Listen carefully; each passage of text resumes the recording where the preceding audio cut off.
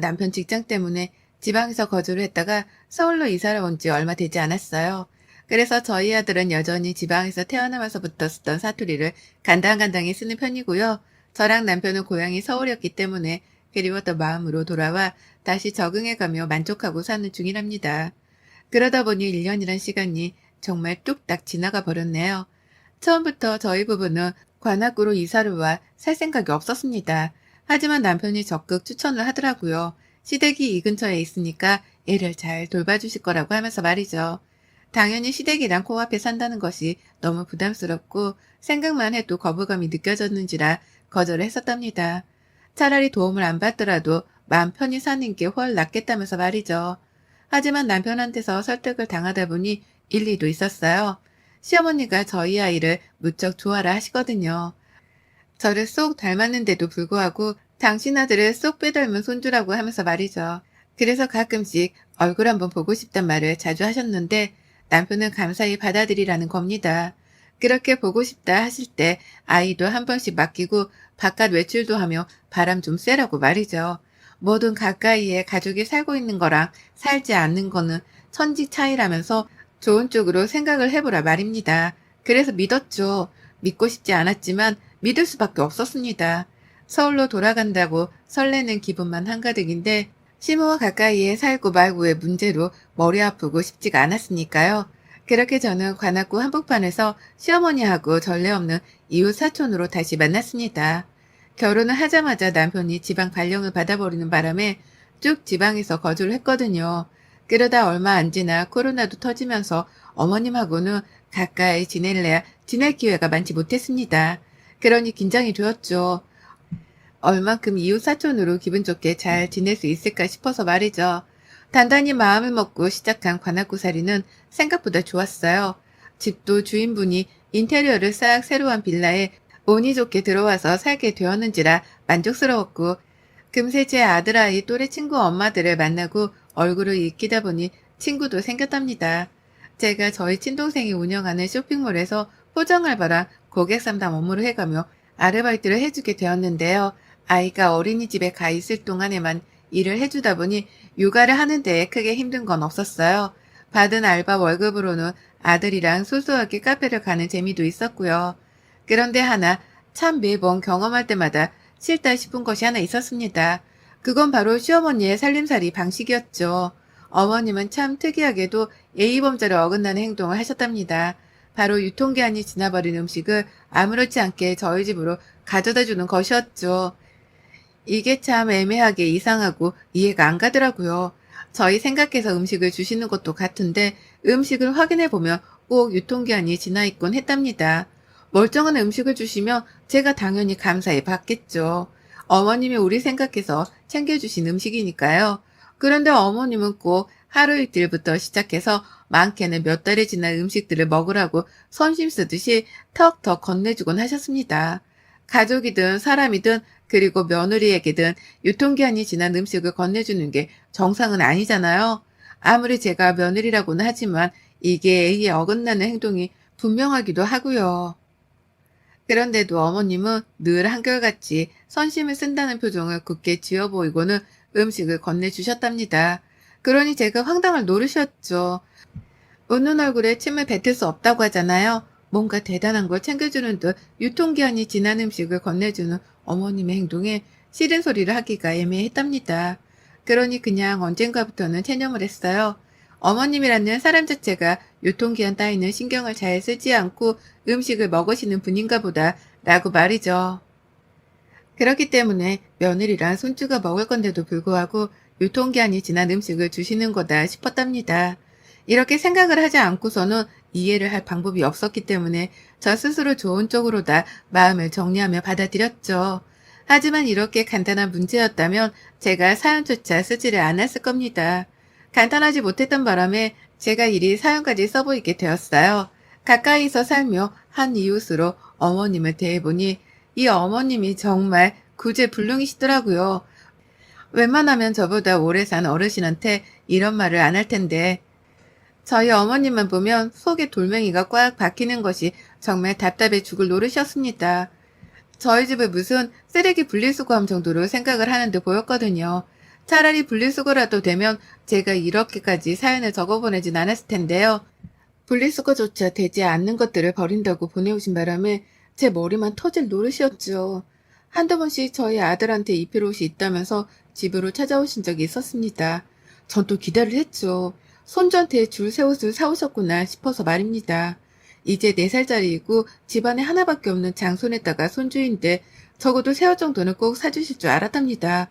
그런데 어머님이 입힐 옷이라고 들고 온 아이 옷을 보고서는 기겁을 했네요. 어디서 거적대기도 그런 거적대기가 없을 만큼 해진 옷들을 검은색 비닐봉지에 집어 넣어서는 가지고 온 거예요. 처음엔 그 봉다리 안에 음식이라도 들어가 있는 줄 알았습니다.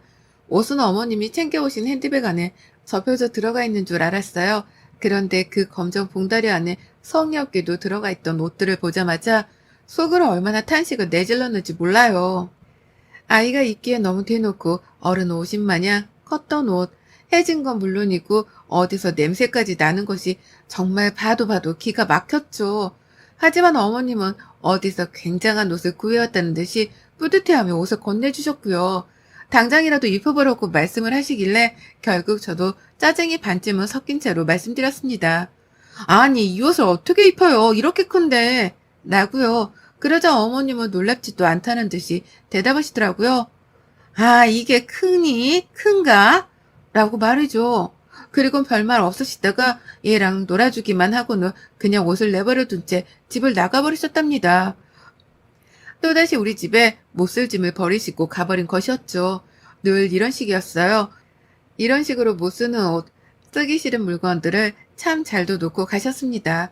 꼭 놓고 가면서는 대단한 걸 들고 왔다는 듯 아주 뿌듯한 표정으로 집을 찾아오셨고요. 그러니 저는 반복되는 어머님의 행동에 당연스레 불만을 품을 수밖에 없었던 겁니다. 내 집을 분리수거장이라 생각을 하는 게 분명하다는 생각을 아무리 곱씹어도 지울 수 없었거든요. 매달 시어머니한테서 받은 물건들이 한가득이었고 그걸 버리면서 혼자 화를 삭혔어요.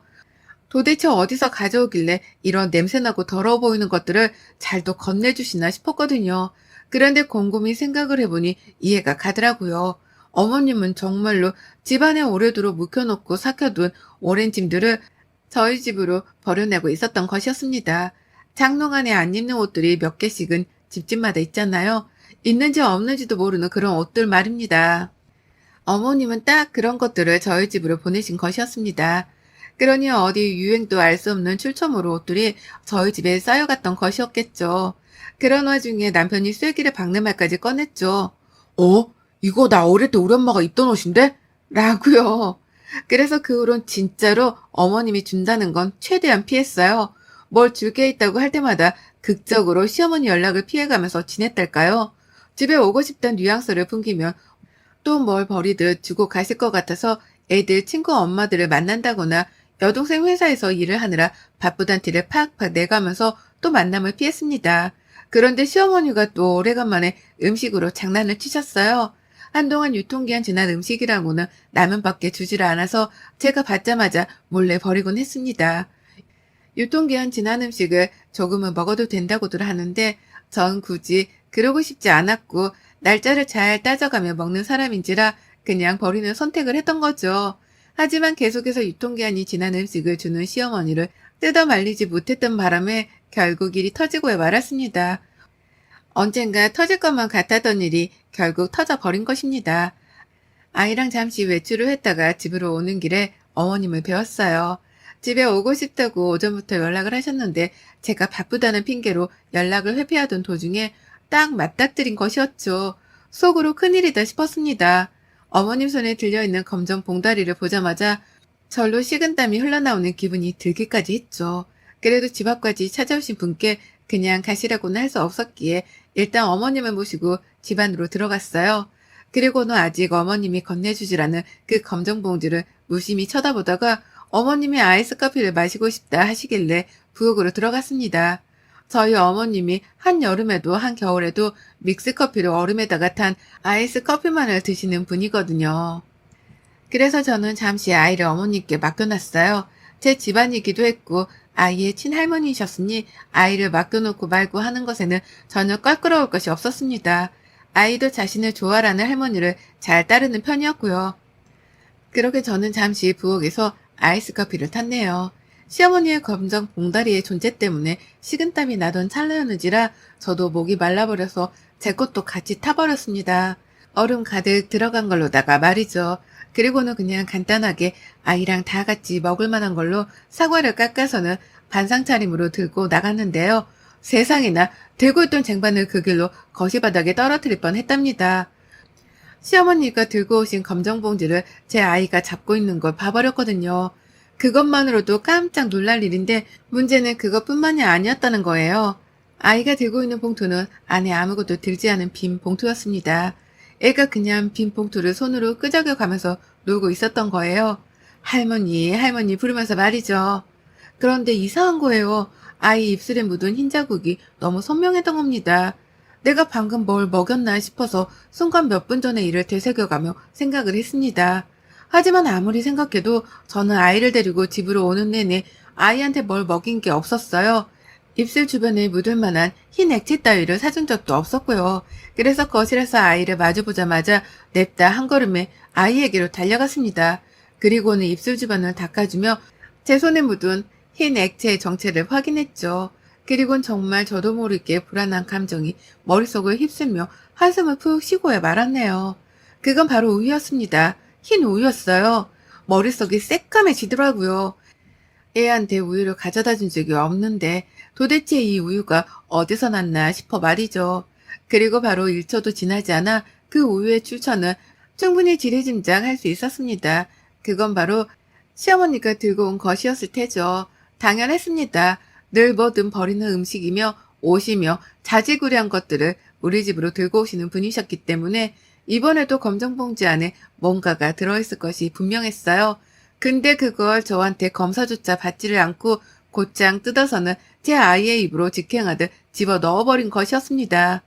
상했는지 아닌지 유통기한이 지났는지 안 지났는지 제 눈으로 확인조차 하지를 못한 우유를 말입니다. 어머님 이거 우유예요? 아니 우유를 먹이신 거예요? 라면서 말까지 잘 못해가면서 숨이 넘어가는 채로 어머님을 불러댔어요. 저로서는 당장 확인하고 뭐라도 조치를 취해야 하는 상황이라 판단이 되어 거침없이 말을 쏟아냈습니다. 제가 지금 당장 알아야 할 것들을 캐 물어가면서 말이죠. 그러자 어머님은 세상 태평하다는 듯한 표정으로 느긋하게 말씀하시는 거예요. 아, 그래. 내가 집에서 가져왔는데 그거 먹인 거다. 얘가 목마르다고 하길래. 라고요. 그 말을 듣자마자 하얀 우유곽을 찾았습니다. 그리고는 정말 아니길 바라는 마음으로 유통기한부터 확인을 했어요. 하지만 불안한 예감은 현실이 되었고 저는 무려 일주일이나 지나 있는 우유 유통기한 날짜를 눈으로 목격해 버렸답니다. 탄식 따위는 나오지도 않았어요. 너무 황당하게 어머님께 뒤통수를 맞았다는 생각에 어처구니가 없다며 머리가 멍해지더라고요. 가만히 손 놓고만 있을 새도 없었답니다. 제 아이가 그 우유를 마셨기에 일단 아이가 괜찮은지부터 확인을 해야 했어요. 아무리 유통기한이 며칠이 지나고 말고 해도 먹는 데 지장이 없다고는 하지만 이게 어린 아이한테는 다를 수 있다는 거잖아요. 그러니 저는 부모로서 당연하게 걱정을 할 수밖에 없었고 그 길로 아이한테는 못 모르고 일단 물부터 잔뜩 마시게 했습니다. 하지만 아니나 다를까 얘는 그걸 감당하지 못한 채 저녁 내내 설사를 했어요. 배탈이 난 것이었습니다. 내 아이가 화장실을 왔다 갔다 하면서 배를 움켜잡는데 그걸 보면서 제 속은 불타오르기 시작했어요. 이럴 이유가 없었는데 내가 잠시 시어머니 입에 들어갈 음료를 타준다고 방심을 한 사이에 아이가 우유를 먹었다는 생각이 들었거든요. 적을 코앞에 두고 방심한 저 스스로에게 너무나 후회막심한 기분이 들었답니다. 그래서 아무 잘못을 하지 않은 저였음에도 불구하고 저 스스로를 탓할 수밖에 없었네요. 저는 원래 복수 따위를 하고 말고 하는 사람이 아니었지만 이번만큼은 어머니께 본때를 보여줘야겠다 싶었습니다. 자다가도 화가 나 발길질을 하기 다반사였고 아이만 보며 설사하던 때가 떠올라 미안해 죽겠더라고요. 그런데도 아무 일이 없었다는 듯 집으로 돌아가 소식이 깜깜무소식인 시어머니를 떠올리면 내가 뭘 어떻게 해야 속이 시원할까 싶어 복수심만 타올랐습니다.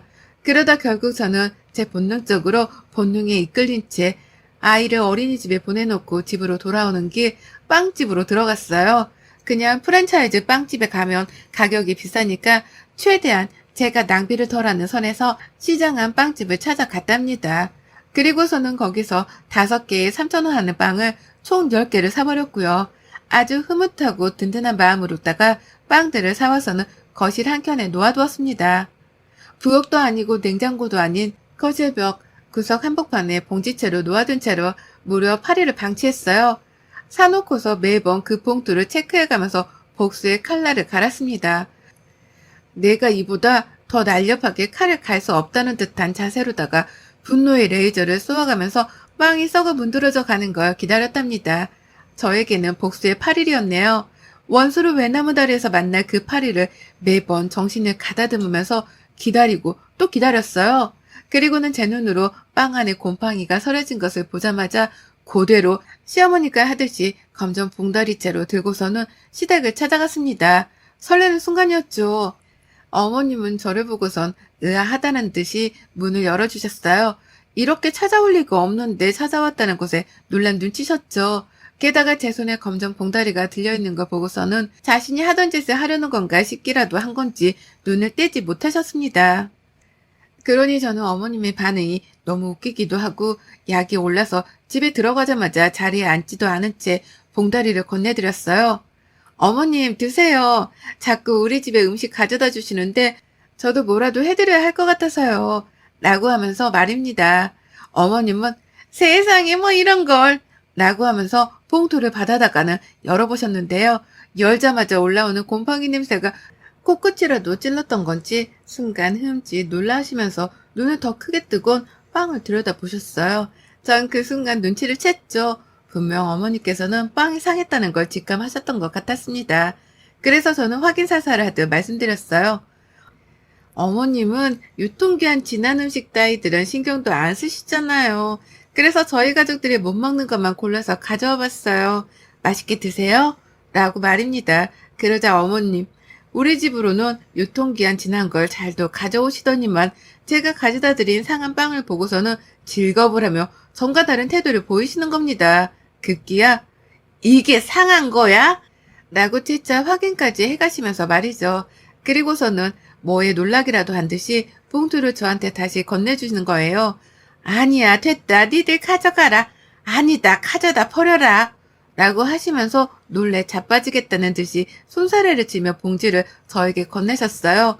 도로 들고 가라고 말이죠. 그러니 저는 황당하다는 듯 물었습니다. 아니 어머님은 상한 걸 저희 집에 잘도 가져와 놓고 왜 저보고는 도로 들고 가래요? 설마 어머님 그동안 본인 못 먹는 걸 저희한테 먹으라고 가져오셨던 거 아니죠? 그게 아니고서야 이걸 왜 못 드세요? 일주일밖에 지나지 않은 빵인데? 라고요. 그러자 어머님은 이판사판이라는 듯 불안에 떨며 대답하셨답니다. 일주일이 지난 거야? 일주일이 지났는데도 상태가 이 모양이야? 아유 난 못 먹겠다. 나는 그래도 먹을 수 있을 만한 것들만 들고 간 건데 이건 라고 하면서 제발 좀 가져가라 애원까지 하셨답니다. 다시는 상한 걸 우리 집에 들고 가지 않을 테니 먹을 걸로 장난치지 말란 소리까지 본인 입으로 직접 해가시면서 말이죠. 먼저 음식으로 장난질을 시작해 놓고서는 이 집 와서 나한테 장난을 치지 말라고 하는 시어머니의 뻔뻔한 이중성에 속으로 얼마나 욕을 퍼부었는지 몰라요. 하지만 화가 난 저만큼이나 놀라서 당황해하며 빵봉지를 들고 가라 애원하시는 시어머니를 보니 속은 편했답니다. 적어도 내가 어머니께 딱 들어맞는 복수를 펼쳤구나 싶어서 말이죠. 그래서 저는 그 자리에서 쐐기를 박아드렸어요. 그냥 어머님 말씀대로 애원하는 표정에 못 이기는 척을 하면서 봉투를 들고 나올까도 싶었거든요. 하지만 이렇게 순순히 뒤로 물러나주면 언제 또 무슨 짓을 어떻게 다시 할지 모른다는 생각이 들더라고요. 그래서 저는 그 자리에서 거실 바닥으로다가 빵봉투를 탈탈 털어버렸습니다. 봉투 안에 들어가 있던 빵들이 바닥으로 우르르 떨어졌어요. 곰팡이가 낀 상한 빵들이 말이죠. 그걸 보니 어머님은 어디서 곰팡이 가루가 떨어지기라도 할 줄 아셨는지 아유 이걸 왜 여기서 털어? 주워가 집어가 제발 라고 하면서 발까지 둥둥 구르시더라고요. 제발 이러지 말라면서 말이죠. 그걸 보고서야 저는 확실히 어머님께 경고를 날려드렸다 확신을 했답니다. 그리고는 그제서야 못 먹겠음 그냥 갖다 버리세요. 저도 여태 그래왔어요. 라는 말을 남기고 빈 검정 봉투만 든 채 시댁을 나왔답니다. 들고 나오는데 봉투를 든 손이 가벼운 것이 너무 좋더라고요. 못 먹는 쓰레기를 나도 똑같이 시댁에다가 갖다 버리고 왔다는 생각에 꼬셔 죽을 맛이었고요. 앞으로는 어머님이 절대로 상한 음식, 못 입는 옷가지 따위를 내 집에 들고 오지 않으실 거란 확신도 들었습니다. 그걸 알고 나니 마음이 전보다 한결 가벼웠어요. 그리곤 알면서도 재차 마음가짐은 달리 먹었죠. 나한테 뭔 짓을 하시든 그게 마음에 안 들면 똑같이 되갚아주면서 하지 말라 경고를 날려줘야겠다고 말입니다. 그러면 어머님도 정신 차리고 했던 잘못을 되풀이하지 않으실 거라고 말이죠. 우리 어머님 상해 버린 그 빵들을 음식물 봉투 안에 넣어 잘 버리긴 하셨나 모르겠네요. 이번 기회에 며느리가 그간 느꼈을 심정에 대해 완벽하게 이해를 해주셨길 바라는 마음입니다. 또 그러면 저도 또 상한 거 들고 찾아갑니다. 앞으로 조심해서 행동해주세요, 어머님. 여러분의 생각은 댓글로 남겨주세요. 오늘도 시청해주셔서 정말 감사합니다.